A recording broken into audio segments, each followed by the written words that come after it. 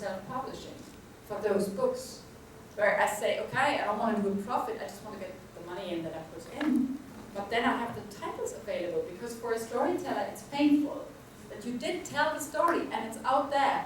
And you have a child maybe that comes up to you and asks exactly about that kind of story. And you know you did it, but it's not there. It's not in English. You say, oh, it may be in Chinese, and maybe in Spanish and in German, but it's not in English. So I have to deal with that in the next few years, because I did realize it's very hard to get the small titles published here. You know, they want the big ones. The ones that do 200,000 copies, or something like that. But when I say, oh no, this one will probably do 2,000. And I think that's the wonderful thing about writers, that they don't really care. They just want their stories to be.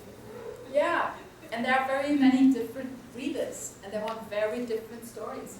I still have children who say to me, I don't care about the other books, I only like Ukraine the Brave.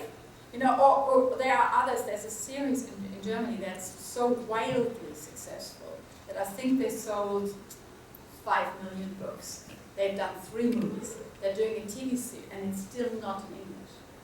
So what I did now is, at least my English publisher in the UK did not publish it. So I give now copies to librarians and bookstores. I will send you one too, because I want them to be read.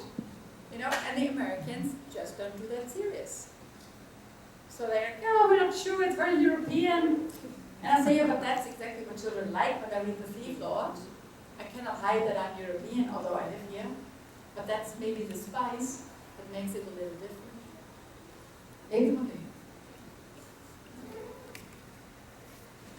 So, can we do the signing now? Last call.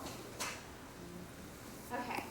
So a little bit of signing etiquette. If you haven't yet bought a book, you can get it in the back, and the fabulous people at Mrs. Nelson's Toy and Bookshop in Laverne are here today to sell the books.